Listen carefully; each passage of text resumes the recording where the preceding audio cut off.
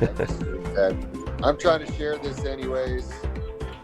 Okay, let's get that shared. Give me just a second here, everybody. Cindy, you're just going to have to watch me here. I'm trying to get this live posted into some groups so we can get some people on here because we have a very interesting story that personally makes me a little bit nervous. And I'll tell you why here in just a minute. Um, okay, I think that's all I'm sharing. So if you guys are coming on, people are coming on, please help us share this video to your various groups and timelines and pages. Honey, you want your phone back?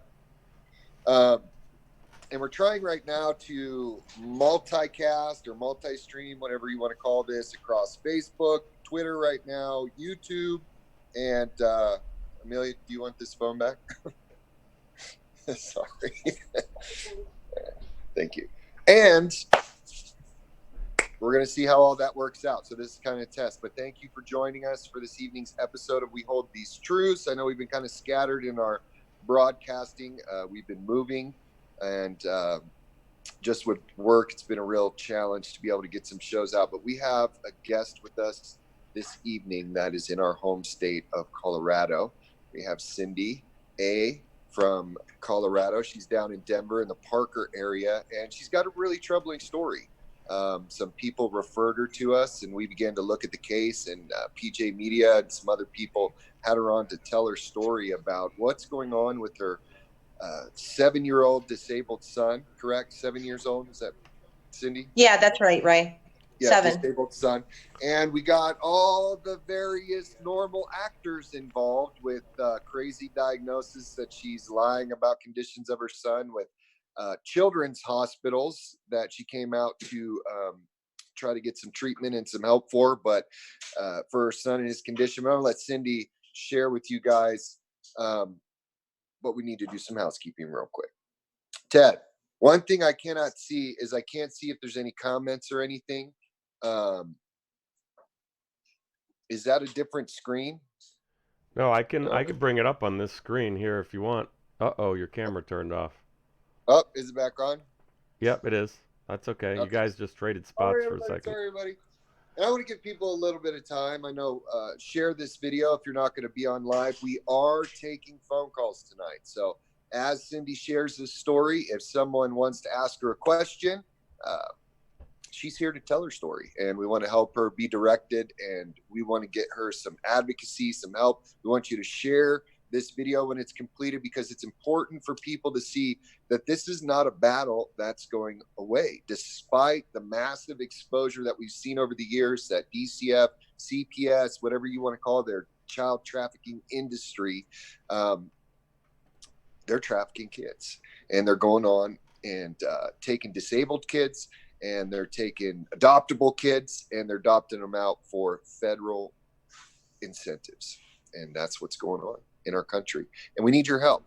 But in order to change the mind of the public who thinks that if the government is involved in your life, that somehow you deserve it, instead of the American ideal that power needs to be held in check, and we need to be careful of government intrusion, and we need to guard our rights and our liberties, or we're going to lose them. People just think, well, if the cops and CPS are knocking at your door, you probably did something to deserve it. But many of us watching, and my own family and Cindy, we all know that that's not always the case. And so let's start with maybe a little bit of background. So Cindy, you have a 7-year-old son that has some various medical conditions. You want to share a little bit about the medical history, whatever you're comfortable, and what brought you to the state of Colorado? Because my understanding is you're from Florida. Is that correct? Right. Yeah. Hi, everyone. I'm Cindy from Colorado. I have a 7-year-old son, Michael, who is suffering from some rare conditions. Appears to be a possible genetic condition. His symptoms are uncontrolled seizures and muscle weakness, ataxia, sort of an episodic movement disorder, joint laxity. They're working him up for a connective tissue disorder, swallowing issues. He was being worked up. He's had these symptoms since about the age of 7 months old, and he was being worked up in Florida and then his pediatrician in Florida decided that he would be better off if I brought him out here to Colorado to this children's hospital to treat him, to see if they could find an underlying cause for his seizures. Is how we got out. We got out here about a year and a half ago. And you're talking about the Children's Hospital in Denver, Colorado, correct? Correct. Yep. And that seems like a long journey. Why was that doctor connected with doctors out here where they were communicating with the hospital? How did that process kind of take place? He had done some research, and he had said that there were 52 areas of specialty for neurology in this hospital that, and it was pretty well known for genetics. And I had asked him, well, what about Boston area? Because this was my only child out of the 4 that was physically ill. And I, had never had a medical issue with any of my other kids. And I said, and he said, no, Colorado was the best. And that's where he thought they would be able to find an answer, to my son's condition. So we temporarily relocated out here about a year and a half ago. I thought I'd be out here about a year. Okay. And so you're going along, you're still working with doctors, trying to figure out what's going on with your child, trying to pin down what's going on with these seizures. And according to the article, it appears you had some difficulty or some challenges with the school system. And before we go there, I just want to remind people, and this is part of the net. This is part of the web that makes it challenging for parents, because once the accusations start coming, once a family has been targeted, if you have kids in public school, they're going to get them there. If you have pediatricians and doctors that disagree with you, they can be mandatory reporters. And I'm going to give my own theory on what I think happened, Cindy, here as you finish this story. But somewhere, if you irritate or disagree with or challenge these professionals in educational or therapeutic or medical realms about your desire to pursue a certain treatment or course with your own child, all of a sudden you're abusing your kid. And so you're going to this school, and there's some challenges that occur at the school, and it results in a DCF call. But let's start with what was happening at the school. What were you seeing that gave you concern for your child? Well, it wasn't even actually, so when Christopher was in kindergarten when he was 6. And in kindergarten here in Colorado, they have half days. It's about a 3-hour day.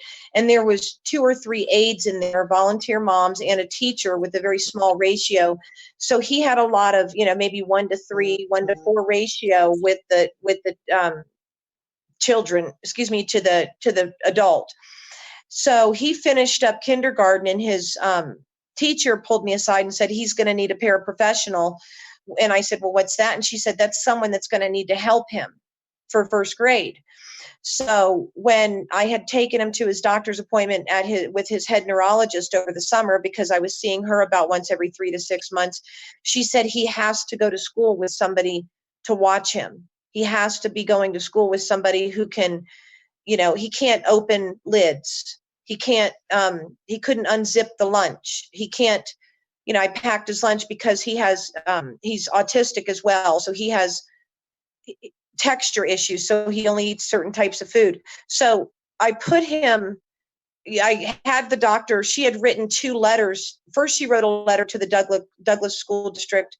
And they said, the principal had said to me, I'm not spending money on that. And that was off the record. So I know it had something to do with the school. After that, the school, Colorado Disability Law came in, and that's a law company here in Colorado that represents children and people with disabilities that are being discriminated against. And they came in and they tried to fight for his right for an education in the school. And the attorney for the Douglas County School District, Wendy Jacobs, we had an IEP meeting, and they brought in the school nurse, the principal, Colorado. IEP. What is an IEP? An IEP is an individualized educational plan, and there's also it's a plan that's for special kids who there's any child that needs to have an individualized plan for any reason at all. Okay, so you get this IEP, which is probably some kind of federal funded program or something that they're getting some kind of support for. And just to let you know, at Colorado School, I don't know if you heard, but even in Greeley, I think it was recently, some teacher duct taped an autistic kid to a chair and they couldn't even fire her because of the unions here. So definitely we have some issues with the school systems and their power structures in this state. But so you get this recommendation from a doctor. Your child needs help, needs assistance, possibly someone to be with them, help them with their motor skills, just day to day activity. You get this meeting scheduled, and all these professionals are coming in to try to develop this plan. And what happened? Well, he definitely had to have somebody with him at all times, because if he has a seizure in a bathroom, he's going to crack his head open. So the problem is that this school didn't want to provide somebody to be with him at all times. So if he doesn't open his lunch, I mean, yeah, that's a concern. But at what point? I mean, the cracking of the head in the bathroom is a big concern. So when they refuse, we go to the meeting. The school starts to say he's not sick. We don't see these symptoms, because now they were caught. They hadn't provided his services. So he hadn't been in school for, I don't know, a month or two. And I was unwilling to not follow that doctor's safety orders. We're not even discussing education at this point, right? We're just talking about getting him to the front door. Right. So, we're not even talking about the fact that they put him in a classroom with general education. He's sitting there with a white crayon staring around while everybody else is sitting quietly at a desk, tracing their name on a the dotted line. He doesn't even know what he's doing.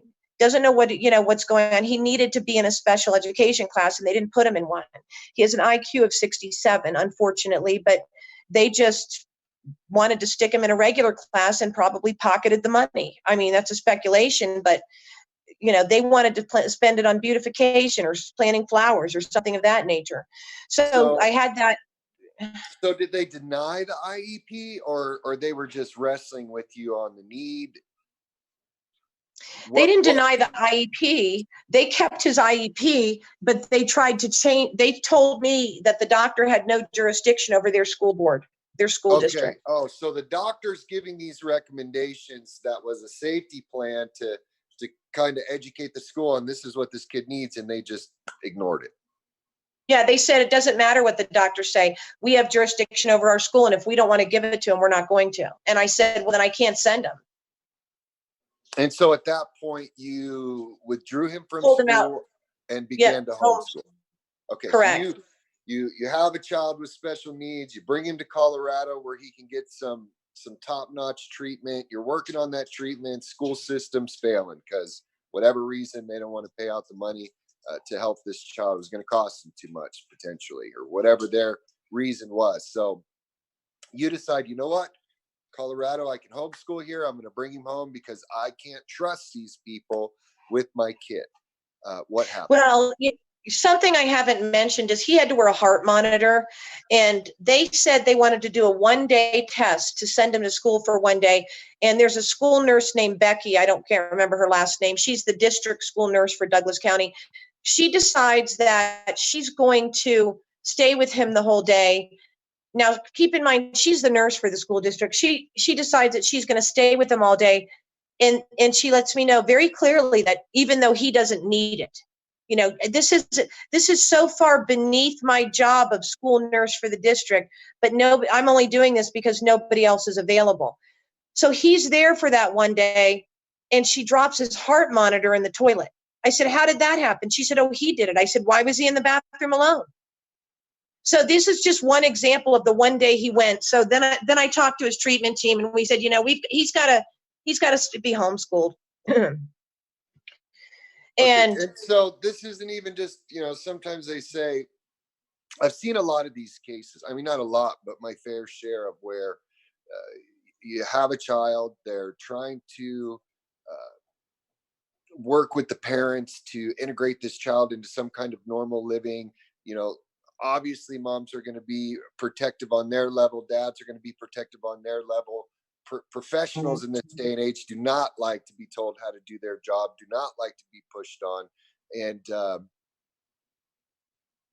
so you're not just demanding, you're not just saying you're going to do this, you're going to do this. You just decide, if I can't trust you to do it, I'm going to do it myself. I'm going to be a mom. I'm going to take this on myself, and I'm going to school my child myself. Because one of the things they try to push about Munchausen is, if I pronounce that right, Munchausen, how do you pronounce that? Munchausen by proxy? Is that? I think it's Munch by proxy syndrome. Munch by proxy syndrome. And So- they told me, so my thinking at that point was, this is the 7-year-old child who is not taking his SATs. He's in therapies because he had 2 seizures that gave him a TBI, a traumatic brain injury. So we're now going to change. We're trying to get him back to getting dressed, to knowing that the underwear goes under the pants, to knowing that open the door before you walk through it, that kind of a therapy, sequencing. It hit different parts of his brain. So I'm trying to work with him at home with different therapists to try to work on sensory issues, sequencing issues, how to use a spoon, how to use a fork, things that he knew before this big seizure that prompted the move here. And the school, so when I made this decision, I talked to his treatment team and I said, I didn't bring him here for education. I brought him here for medical treatment. I brought him here to get better. So to find a reason so he doesn't have a seizure and have more brain damage. So, and that's what Dr. Wong wrote in his letter, as you can see. I don't know if she put it in the article or not, but that's the reason we came here. So I said, well, he's 7. He can always catch up academically. Quality of life is more important for me at this point. Let's keep him in the day therapies. They'll integrate some of the educational components into it, and I'll homeschool him.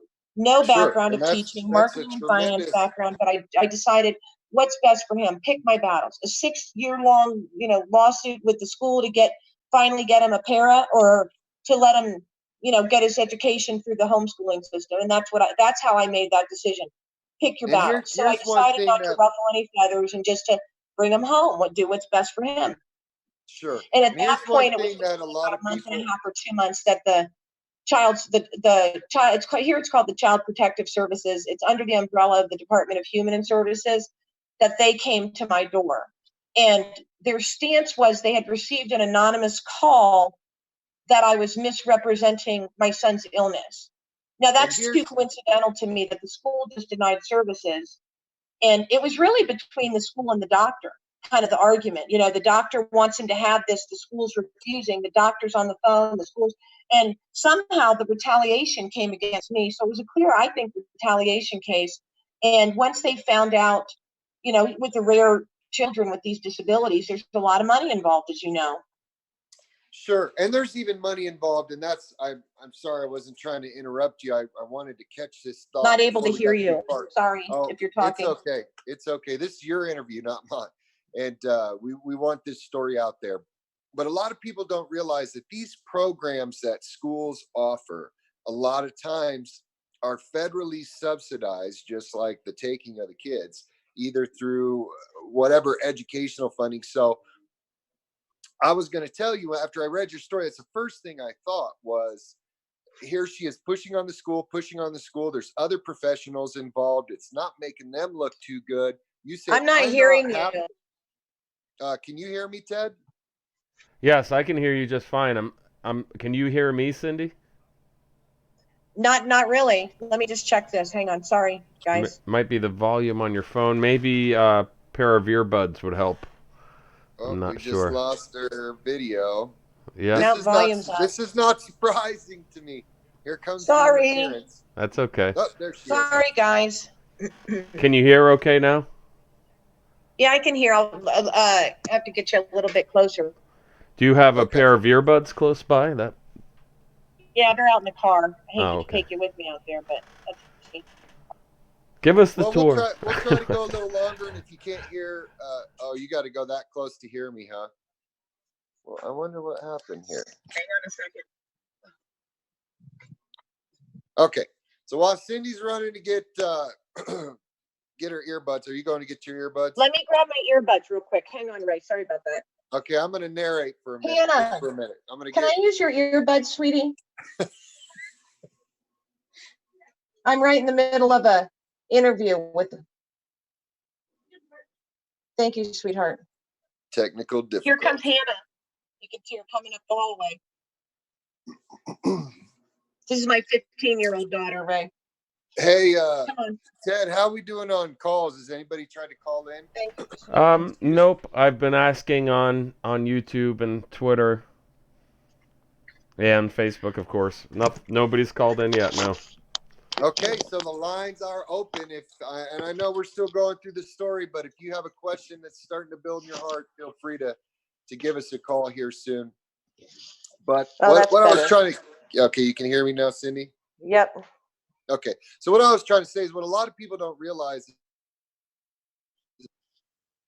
I'm allergic to Mustang. I'm an eye drop freak. Huh? It's an eye drop freak.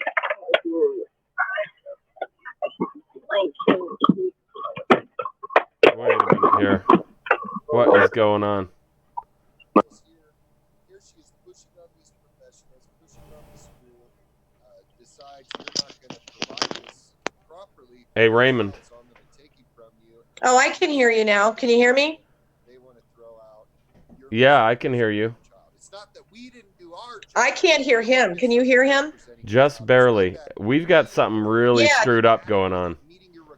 Something was happening with him, with the volume. Yeah, our volume just got completely cut off, and I could hear other people talking in the background.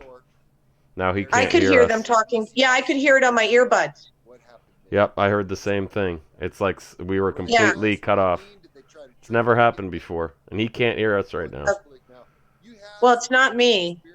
I know, it isn't you. Sorry. Well, I mean, I guess I'm a little defensive.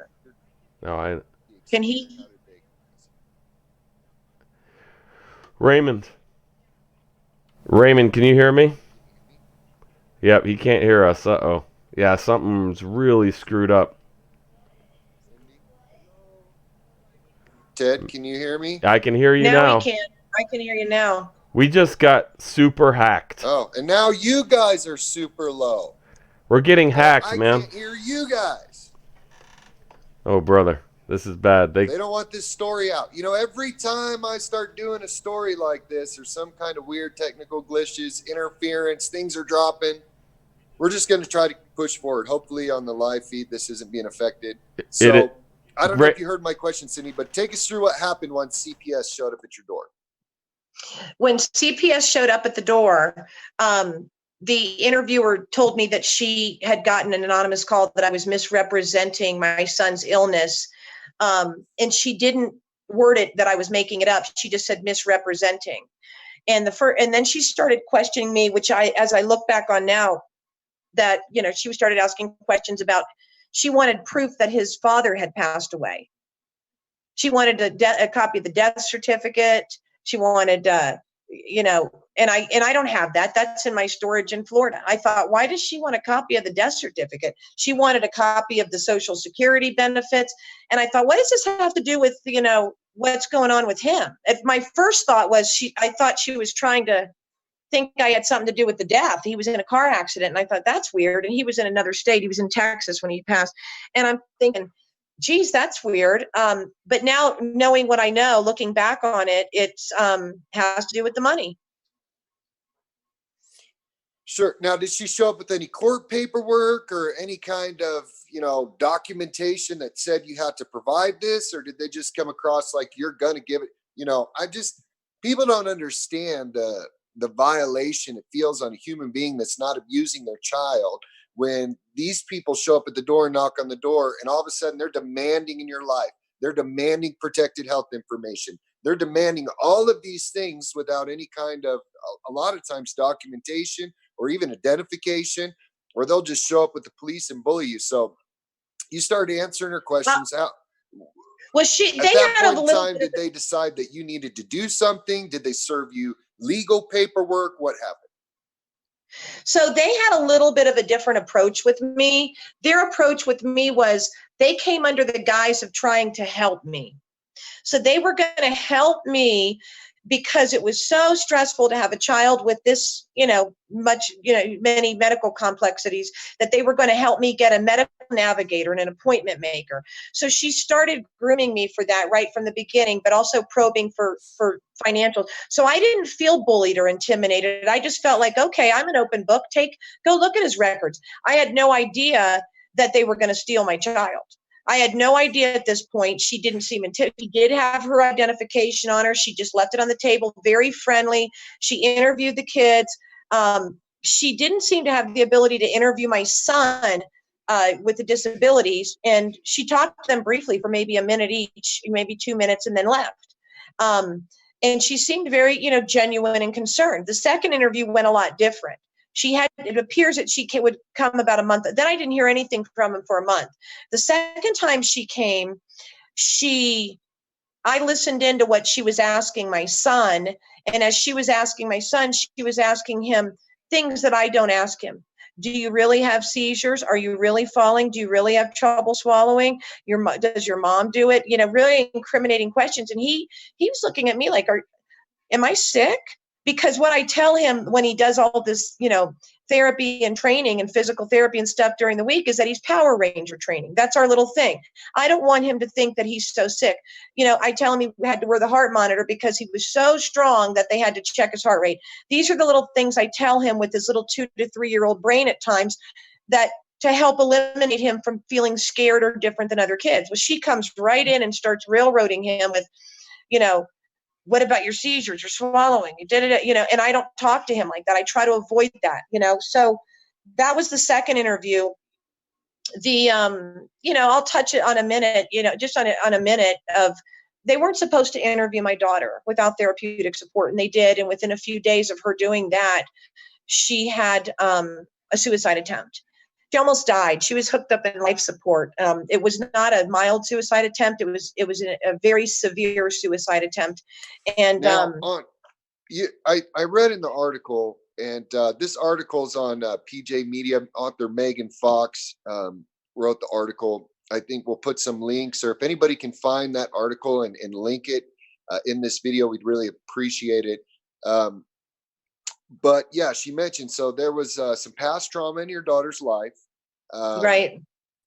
They were notified somehow that to interview this child could be detrimental to her psychological well-being. And I can relate to that, because when we got our children back, I went to the school system and they laughed at me and they scoffed me and thought it was a big joke, till I brought them an affidavit and a notice that just basically said, here's the deal. My children were kidnapped. They were traumatized by this experience. If any attorney, DCF worker, police officer comes to this school and wants to interview my children, I will allow the interview, but the school must contact me so that we can bring in a therapist or other interventionist to help coordinate it so the children are not traumatized. And then when they read it, they kind of were like, whoa, because I told them in the notice that if you allow any kind of interview to go forward without that process happening, you will be held liable for any damages that occur to the children based on their negligence, basically. So, and I felt my kids, we talked about it. They were worried about getting zipped out of here again. So yeah, if they've already been through that, there is an ethical responsibility of social workers to try not to harm their clients, whether that means respecting their religious values, whether that means looking at their whole family makeup and dynamics so that they can approach whatever they're approaching without causing alarm or distress. And it seems that this system has no competency in that area. So they were warned or whatnot and disregarded, probably because they've already had you pegged in their own mind of how they were going to spin this. And then your daughter had a health issue. How's she doing now?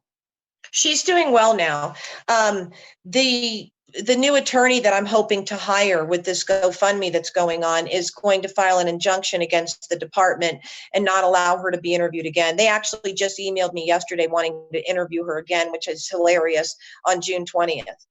Yeah, that's just so crazy. And the sad thing is, even sometimes then they'll utilize what they caused for the reason why they're interviewing the child. So basically, we did something that was negligent. We call it distress in the child. Child has a suicide attempt. Then they'll eliminate all the facts and just say this child had a suicide attempt. They're in crisis. We need to Yeah. take them. You know what I mean? Yeah. They'll create the problem and then demonize the parents. They're great at gaslighting parents And cover it great up. at lying about what's really going on. So they offered you services, or what happened? So she comes again. Well, after that, my daughter's trauma therapist had made several calls to the department, the caseworker in particular, Camille Gaziella, and she kept calling her and emailed and sent her the letters saying that if you interview this child, it could cause harm to her, and they did it anyway. And then she had the suicide attempt.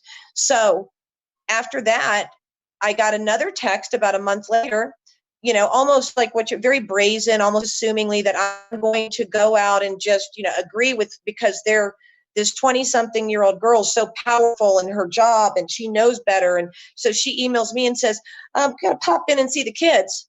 And I said, I said to her, not happening. You're not going to see the kids because number one, it's against my daughter's doctor's orders.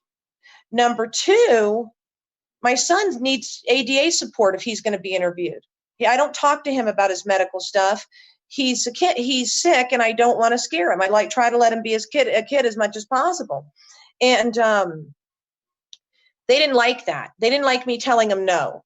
And then we had the family meeting. I think prior to that denial of the third interview, it was called a family partnership meeting. And they told me at that meeting, I brought 3 of his providers, one of his therapists, his educational advocate and liaison, his one who does his curriculums for homeschooling, and his case manager for developmental pathways, which is a community center board that he's involved in. And they all, confirmed his medical condition at this meeting. Yes, I've seen him in bed. Yes, I've seen him have seizures. Yes, I've seen, so the department didn't like that. But what was interesting is they had 2 or 3 people at that meeting. I think they might have had 15 people, but they had 2 or 3 that were from Douglas County District School Board. And I thought, that's weird. What does that have to do with this? And they kept saying to me at this meeting, well, what happened with the school? What happened? And these people weren't listed on the family notes of this meeting. They were just there trying to observe what was going on. So that was another peculiar point of that. Yeah, and man, at that, you should sue those people for that. We were advocating for a family, not to interrupt you, but it infuriates me that they do this kind of stuff. And it was a friend of ours. She asked us to go in with her to the family meeting. And people need to understand, you don't have to do these meetings. You aren't required while you're being investigated by these people to allow them to evidence gather against you. Now, granted, if you're a family and help and you're in an area where it seems that DCF is not kidnapping kids, because I know there's some places that are actually trying to run like they're helping children and families, and you feel you can benefit from those services, that's your decision to make. But they try to force families into thinking they have to do this stuff to prove they're innocent, whatnot. So we go into this meeting, and there was a teacher in the Larimer County School District that was a single older man that wanted to take our friend's son to live with him. This is a teacher, okay? This is how crazy it gets up here. And so he shows up at the meeting, okay? The mom has tried to put a restraining order on him. She said, I think this guy is grooming my child, and you're definitely not going to take him from me and give him to this guy that could be a pedophile. So we walk in that meeting and we said, okay, we're family advocates. We're here to help her out. And I just started asking, well, who is this? And they tell me who it is. And I said, who is this? And there are all these people in here, that this professional, that professional. And I said, I don't believe there's been a release signed for anybody in this room that's been named here. And boy, they got up, scrambled. All of a sudden, supervisors were coming in and they tried to bully this mom. Well, we really need this teacher here. Oh, this person's going to be an advocate for you. No, we're the advocate. She signed a release for us. All those people got up, and I swear, when they were walking out, they were looking at us like they wanted to choke us out. But that's how they do it. So, like, that school had no right to be in that meeting.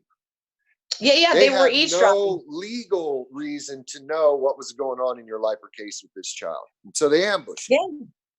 Well, they did, yeah. And so What was interesting, I think, God, I have to say this was just almost like a miracle. The night before the family meeting, about 9:45, I don't know, this was not in the article, and I don't know if I told you this. I received a call from almost like an anonymous whistleblower who works on the inside of the DHS. And he said to me, excuse me, and I said, I didn't know who he was. And he said to me that he was, or he had worked with them in the past. I'm sorry, he's retired. He had said to me that, number one, I didn't have to go to the meeting. And then number two, he said, don't sign anything. And that was really key. And I thought, this is kind of kooky. This is, this guy sounds a little nuts. Is he trying, then I didn't know what to believe. Is he going to get me in trouble? So then he says to me, they're trying to give you a medical appointment maker and a medical navigator as a service, and we don't even have that service. Doesn't even exist.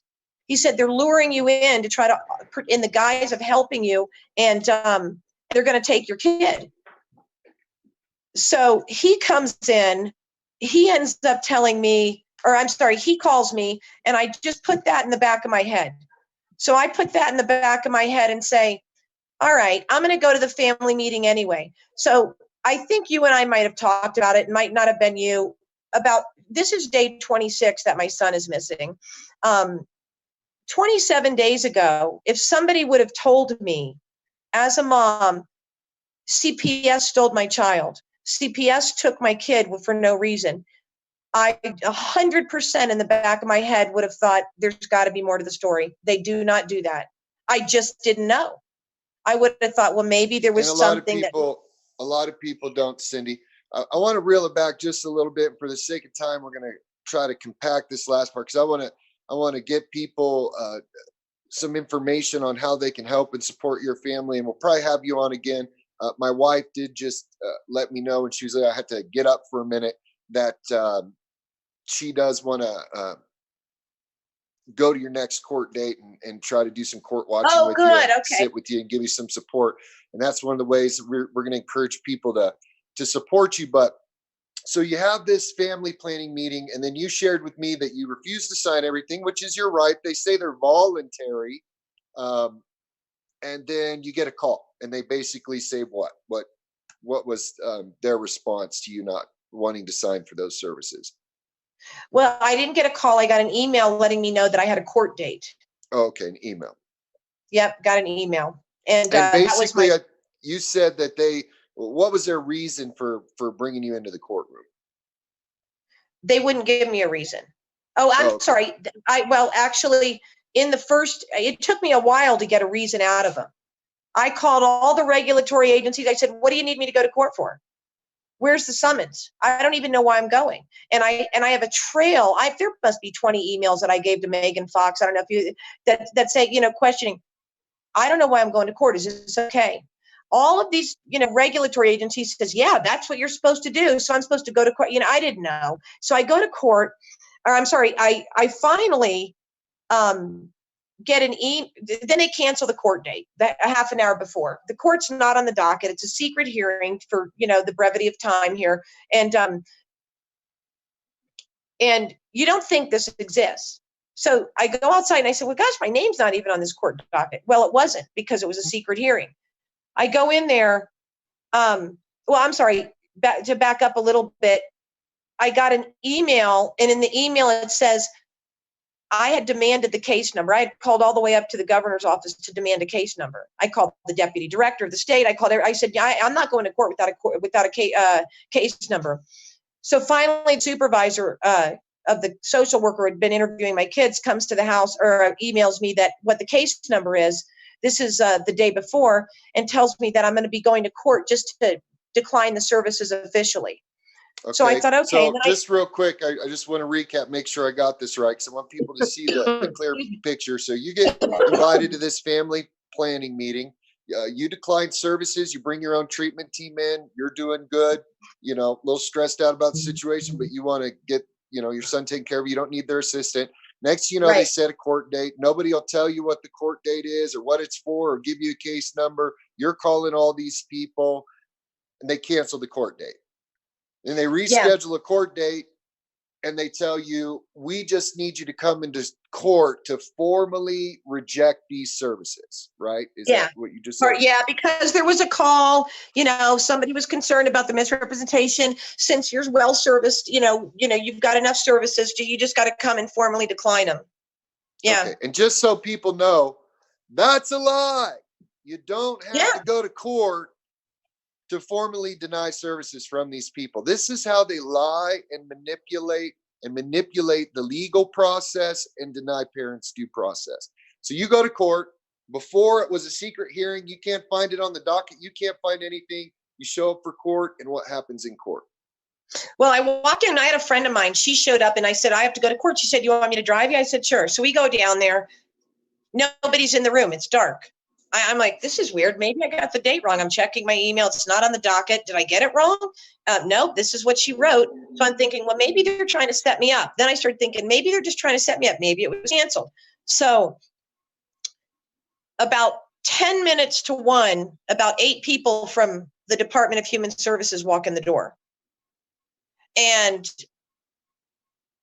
I didn't know who the players were at this point, and I'll call them players because that's the only thing I can think of. I have my own personal nicknames for them, but I'll leave that off the air. There was a guardian ad litem. There was an attorney for the department. There was a court-appointed attorney, and there was a caseworker and 2 supervisors that I remember. There could have been more people. So they walk in, and they they give me a paper to sign saying they want me to sign this paper, and I read it, and it has a small paragraph, and it flips through the pages, and the attorney comes over and acts like I'm just going to sign it. And he says, here, I need you to sign this really quick. And it said, I have read this petition and understand its content and all of its consequences. Wow. So they're trying to get you to quickly sign some kind of document that's going to implement you that you actually did something wrong. That I agreed to, that I have read and understood this 15-page paper that I've never seen and understand its consequences. Then I kind of realized we're not here to deny services. What's going on? And then I said, I'm declining to sign that. I said, I am not signing that paper. I haven't read anything. I don't even have any copy of anything.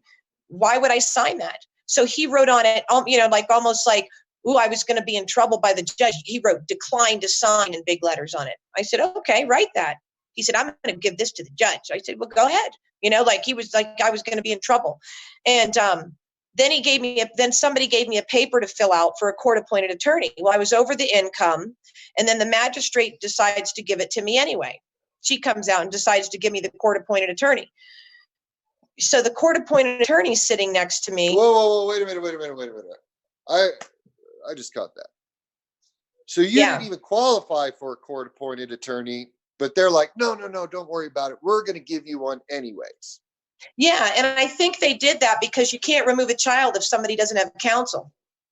Well, not only that, these attorneys in a lot of ways actually just act as another facilitator of the child kidnapping. I mean, my wife's attorney, Miranda Johnson, lied to my wife continually to the point that she wouldn't even talk to Amelia around me because I knew what was going on, and she'd say something that was a fabrication, and I would call her on it, and finally she's like, we can't even talk around him anymore, because she constantly tried to lie and manipulate my wife. So they get these people in, they're going to push you, and they're going to say the same thing over and over and over. Comply. You just need to comply. You're going to lose your kid forever. Do you want to lose your other child? You need to comply.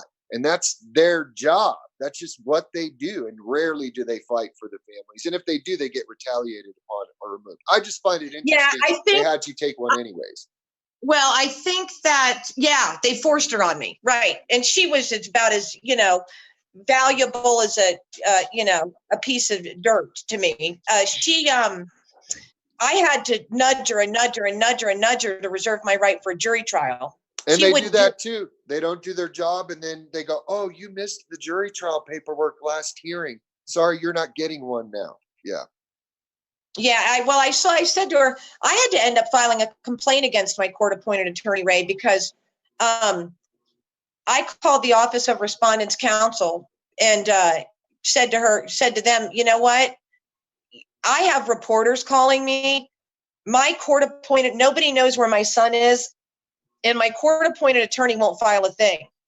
You can do one of two things. I can go to the press, or you can call her up and have her file something. Within an hour, she filed it. It was she had told me, I'm uncomfortable filing against the magistrate. She's my friend. Really? I'm sorry you're uncomfortable filing against your friend. Why, they stole my son. So I have So at this hearing, they took your child. Well, at this hearing, yeah, I got a little bit off track. At this hearing, the caseworker who had interviewed my kids 3 times gets up and starts reading off charges that were just erroneous. That I had given my 22-year-old son chemotherapy, that I had shaved my daughter's head. The head doctor at Children's, that she had said she twisted her words around and falsified that. You can read that in Megan's article. Dr. Collins is concerned about where he's at. She said that when the department talked to her, they told her input didn't matter. They were going to take him regardless. They had already made up your mind, like you said, and we know the routine here.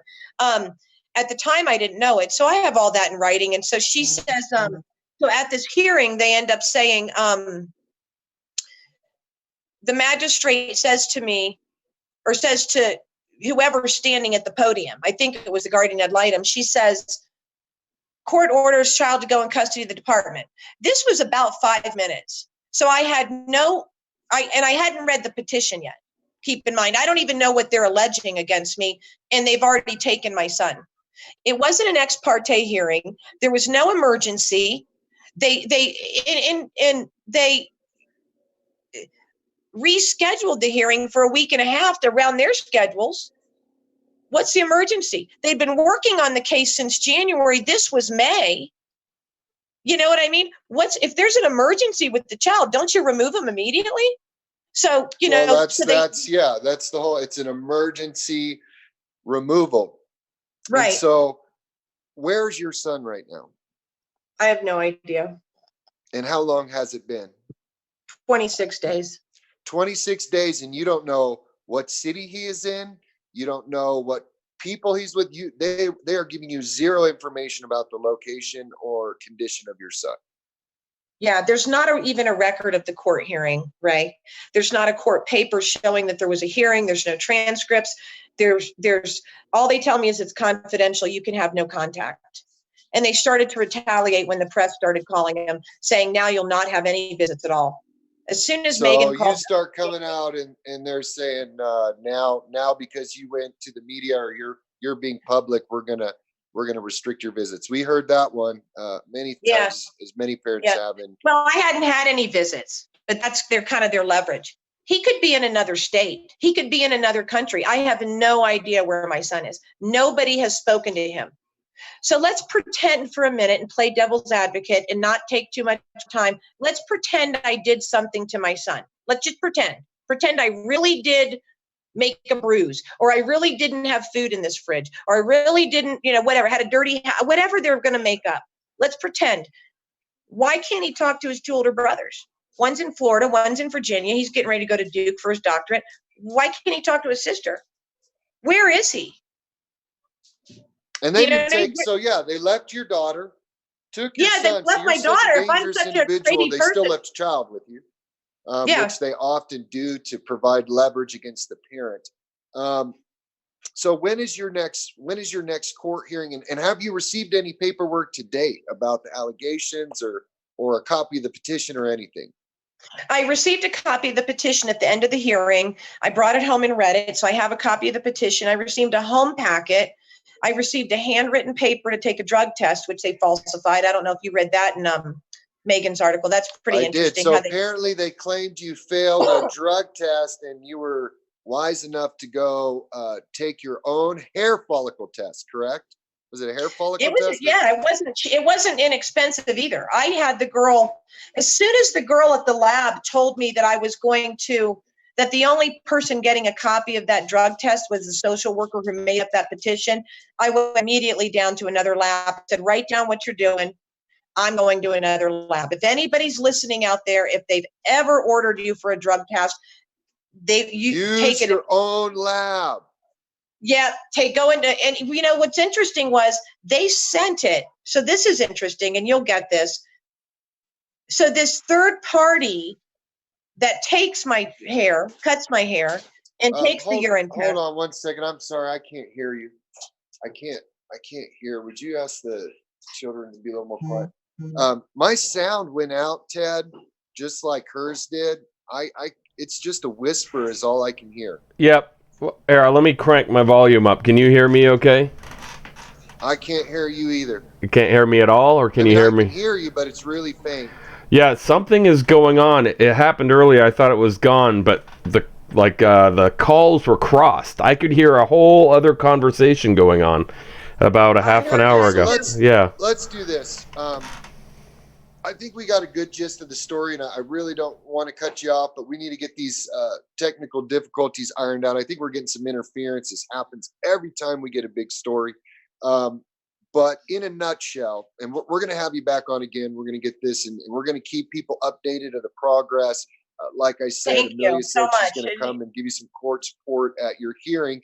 And we're going to encourage anyone, if you're in Colorado, we'll do some live updates. I'm sure they're going to gag this mom. They do all the time. And now she's so public so fast. And she already has so much evidence. Emails of them lying. Drug tests they tried to falsify. She took her own hair follicle. She's clean. So when is your next court date, and how can people support you and join Amelia down there at court and rattle some the next court date is going to be in Castle Rock at the Douglas County Courthouse on June 19th. I'm going to give out my email, bringmichaelhome1111@gmail.com. If anybody wants to meet up and ride down there with me, I could sure use the support. bringmichaelhome1111@gmail.com.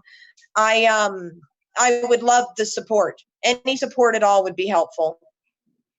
Okay, and then also I just wanted to mention, and she didn't ask us to push this, but there is a GoFundMe to help. She actually has some other attorneys, or an attorney that is getting engaged that she knows it's trying to. Obviously, it's going to cost money. If you can help with this legal fund, where is that GoFundMe? How can they find it? And we'll also try to post it in the comments or thanks. Okay.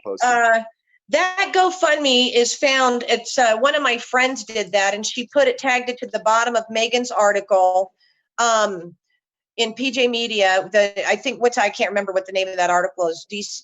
Child welfare stole my disabled. Something like Colorado disabled son, Colorado woman's disabled son taken or something. And the GoFundMe is all dashes in between. Bring Michael home to his family on the GoFundMe. And you can see the picture. Can you see, is that the GoFundMe there? Let me see. No, if you click on, I don't know if he can click on it. I don't know. I can't see if he's doing that. Yeah, let me see. It's a little boy sitting on a step, because there's a couple of other GoFundMes for Bring Michael Home from overseas, this is that. But if anybody donates, I just want to thank you from the bottom of my heart, because I ended up having to fire my court-appointed attorney. Her nickname to me is the staller. If she stalls long enough, then they can adopt them out. You know, that's her role. Yeah, and it's really unfortunate, but you know what? I really believe that you made some really strong steps and have some really strong evidence in your favor. And Douglas County, if you're watching this, because I know you people like to spy when you're doing wrong things, his mom might have a lawsuit against you. School district, you're going to have some explaining to do.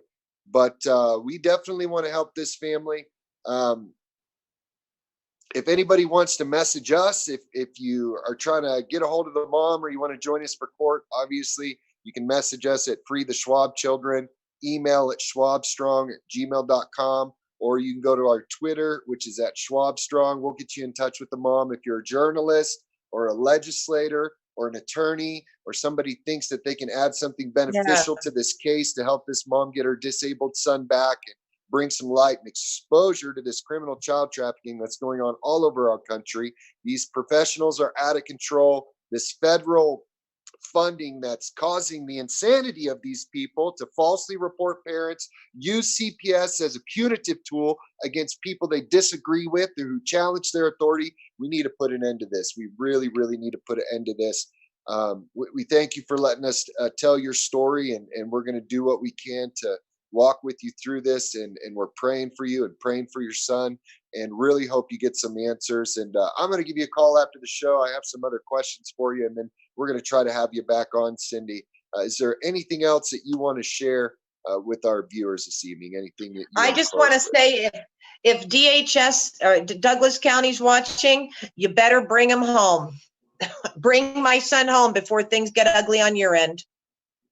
Yeah, and we're going to keep pushing. And I want to them, so thank you for having me on, Ray, you and Ted. I think you guys are wonderful, and I love what you're doing to help children. I can't thank you enough for having me on, and your wife is just wonderful for going to court with me. So thank you guys for advocating. It really helps a lot so you don't feel alone out here. Well, it's very important because we felt alone for almost a year. We didn't have anybody that we knew were fighting this.